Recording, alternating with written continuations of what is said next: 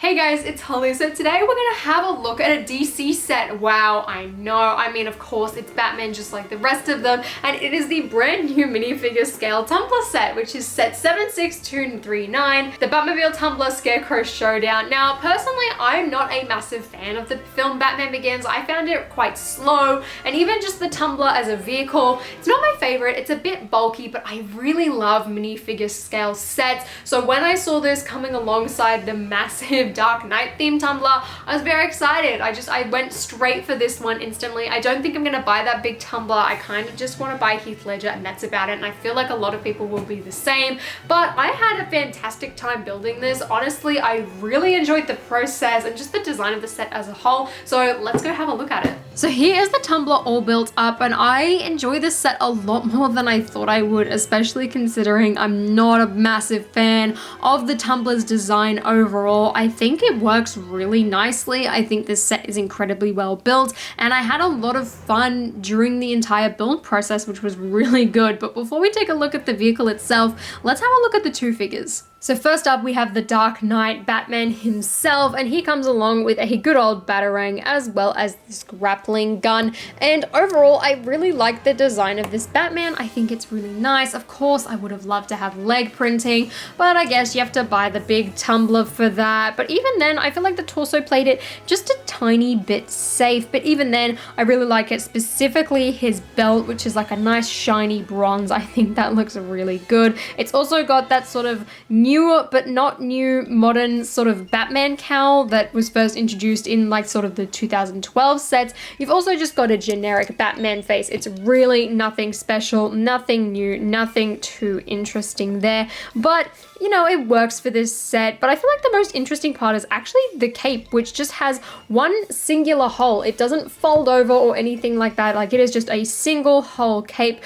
which I feel like is due to just the fact that you have a helmet. But I thought that was quite weird. I haven't actually seen this before. And it's sort of that soft, spongy playset type of cape, which actually sticks out a tiny bit. I need to try and fold it down a bit more. But when I get rid of that, you can have a better look at his back printing. One great thing about him though is they actually give you an alternate head, which is sort of that demon face that is showcased towards the end of the movie using the fear gas. So in the sort of set box and the instructions, they tell you that you can take off his head here and swap it over with this more nightmarish one. You chuck on the bat cowl, and then you've got this terrifying looking Batman, which I really like, and I'm glad that LEGO did include, but I also find it quite odd to put in an 8 and up set. And lastly, we have Scarecrow with this really sad excuse for a fear gas gun. It's literally just a stud shooter gun. I really don't like that. I feel like LEGO could have done something a bit more interesting. But overall, this figure's all right. I mean, again, I would have loved to have seen some additional suit printing on the legs. I feel like that would have really nicely benefited here, but at the same time, I get why they went for the gray legs. I don't think it's necessarily needed. I also really like the torso print. I think it looks really good, and I love how the mask sort of comes down to the bottom there, and even on the back, and all of the detailing on the back of the head. But I just wish that there was some sort of custom molded mask or special head for him. Like, we had all of those new molds in video. I feel like the Scarecrow is a character that could have really benefited from that, but it just goes to show that LEGO really doesn't care about Batman or DC all that much. I feel like they've just gone for the easiest and most simple methods, which work in this case, but it just feels underdone yet again. Now next, of course, we have the build itself, which honestly, I didn't expect this to happen, but this is the showstopper for me. I expected to like the figures more than the build itself, but I don't think I can say that. This is a really well-built vehicle. I love how it turned out. I love the build techniques used. Just the entire experience was really neat. I had a lot of fun building it. There were a lot of really unique and special techniques, and I think it really paid off. You get the shape of the tumbler, and it's all a minifigure scale, and you actually have space for both figures on the inside, which is a massive plus for me, and I'm really happy, even though this isn't one of my favorite Batman looking vehicles. Now, since this is a playset, at the front there are 2 stud shooters with sort of double stacked up gold studs, which are alright, but I want to try and swap them out somehow in the build, or maybe I'll just take off the gold studs to begin with. But I mean, it's fine, they work to play. You just shoot them, you shoot the studs, you're all good, although I don't think they're really gonna have that much effect over the fear gas, but that's fine. And then you just stick them back in there, which admittedly is a bit of a tight squeeze, and it's kind of hard to get in there. Like, if my fingers can't really do it that well, I don't know how much luck sort of an adult male collector would have, but we'll sort of see how that happens. At the front as well, you also get these 2 little stickered panels on the side using those wedge pieces, which sort of just cover out the sides of the tires, which admittedly don't roll all too smoothly. The back ones work really well, but there's just something about these front ones that kind of get stuck. I've tried pulling them out a tiny bit just so that there's a bit more clearance in order for them to spin, but there's just something about it that doesn't quite roll as smoothly as I'd expect. There's also this stickered paneled sort of angle piece on the front here, which is all sort of built in and has to be kind of tilted to whatever you want. You sort of look around the inside as well, and those gold accents do continue on with some little stud pieces. You've got a ton of folded panels over, and overall there's a lot of black in this vehicle. Turning around to the side, and again, you can see that there are so many angles. There are these weird wing pieces that sort of tilt over, and it almost feels like it's kind of cheating in a way as it covers up so much of that extra space, but it works quite well. You've also got these weird wedge pieces, some black bars, as well as a little stickered panel there on the side, and all of these black pieces that are built up on a hinge in order to sort of create that extra effect and extra detail among the windscreen. At the very top of the set, you can see some black Nexonite shields and this entire sort of flat panel that can be lifted up to expose the inside in order for you to edit into your figures.